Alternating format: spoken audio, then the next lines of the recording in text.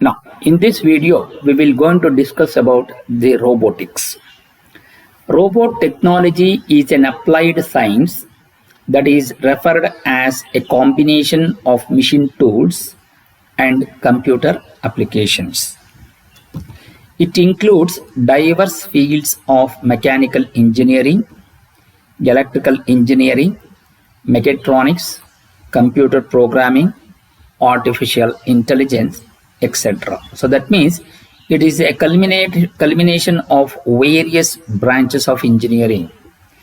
So that means it includes you have the mechanical engineering applications, electrical engineering applications, mechatronics, electronics is also involved, the computer programming and the artificial intelligence. A robot is defined as, now we are talking about the definition of a robot. A robot is defined as reprogrammable, multifunctional manipulator designed to move material, parts, tools, or specialized devices through variable programmed motions for the performance of a variety of tasks. So this is the actual definition of a program of a robot.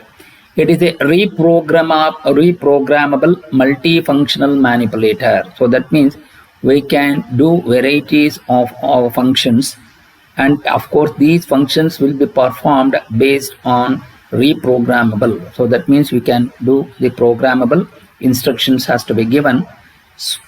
So why basically the robots are used? It is used to move materials. So it is just for the transportation purpose.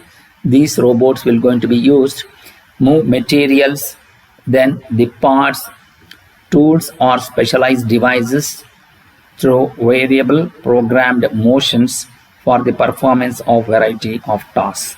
In some of the things wherein we will going to use a robot for loading and unloading the tool on a CNC machine, that is one, and then we can be used for painting in automobile industry, and these robots are used wherein you are going to have hazardous applications. In such cases a robot will going to be used.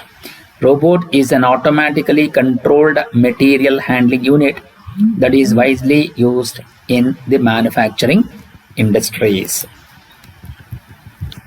The advantages is increases the productivity, safety, quality and consistency of products. So naturally the productivity, the ratio of output by input for a specific input is called the productivity. Then the safety. Why? Because the safety of the human operator, the safety of the human being is very, very important in such cases wherein you have a hazardous applications. In such cases a robots are used. So quality, the advantage is the best quality we are going to get because of the precision.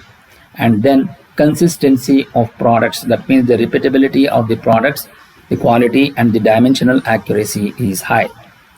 Robots work continuously without experiencing fatigue. So because once we talks about the material handling, the material loading and unloading, if the human operator or the human beings are used, so because of the fatigueness of the human being fatigue factor of the human being, so naturally the efficiency will going to be reduced as the days progresses.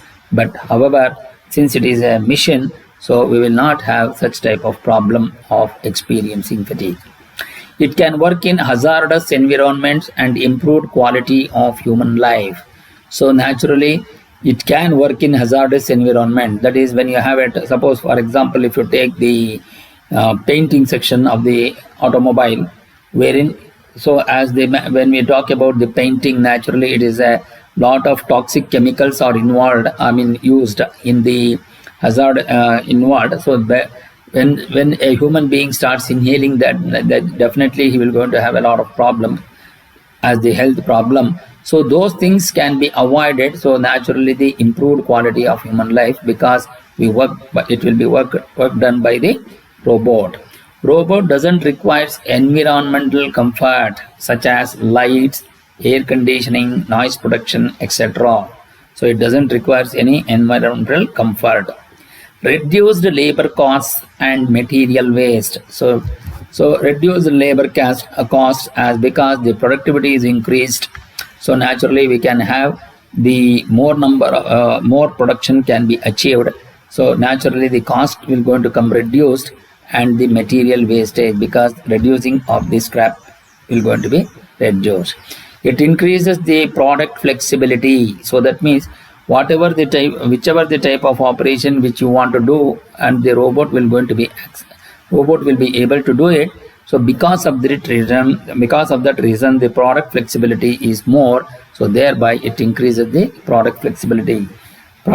Any change in the product can be easily handled by the robot. They can process multiple tasks simultaneously. So that is the one more advantage. So that means if some operation is going on one side, and if you want to use those operations takes more time, then on the different machine you want to use for some other purpose, we can do multitasking. So the multiple tasks can be done simultaneously. So what is the disadvantages of this? So naturally, as we have huge amount of advantages, and at the same time we are going to have the disadvantages also. So that means the initial cost of robots is very high. So because of the quality and consistency of the product, so naturally the initial cost of the robots is very high. They have limited capability in real-time response and degrees of freedom. Operators working with robots have to take safety measures because sometimes you will going to have a range if you on the work volume. We will discuss about all this when we are going deep into the subject. Then we will going to discuss about the work volume. So what is the work volume means? The range to which the robot can occupy or robot can operate is called work volume. So naturally, operator should have that particular range should be known to the operator, so that anything will going to be happen for the operator, he has to take care. Need skilled operators.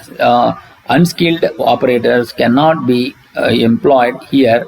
So because an operator should know the basic functions of the robot, basic working principles of the robot, and he should have the knowledge of programming. So therefore he needs a skilled operator. Then we will going to discuss about what is links and joints. A robot consists of rigid links which move about joints.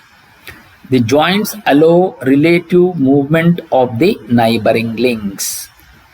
Joints are typically rotary or linear. A revolute joint is like a hinge and allows relative rotation between two links.